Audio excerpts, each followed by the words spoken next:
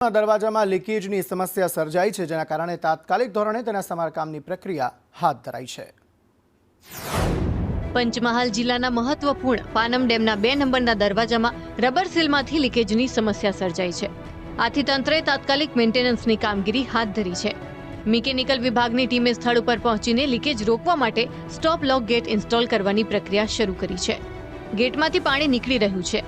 આ પરિસ્થિતિને ધ્યાનમાં રાખીને તકેદારીના પગલા રૂપે 10 કલાક સુધી કામગીરી ચાલુ રહેશે. કામગીરી પૂર્ણ થયા પછી જ પાણીનો પ્રવાહ પૂર્વવત કરવામાં આવશે. તંત્ર દ્વારા એવી પણ માહિતી આપવામાં આવી છે કે હાલની સ્થિતિ નિયંત્રણમાં છે અને કોઈ પણ પ્રકારના ભયની જરૂર નથી.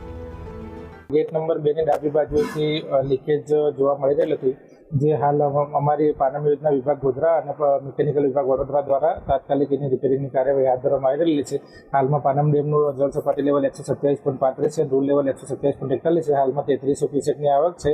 4200 ક્યુસેક ગેટ નંબર 3 મારફતે નદીમાં છોડવામાં આવે છે અને 600 ક્યુસેક કેનાલ મારફતે સિંચાઈ અર્થે પાનમ ગોધરા શહેરાને તાલુકાનું પાણી આપવામાં આવી રહ્યું છે.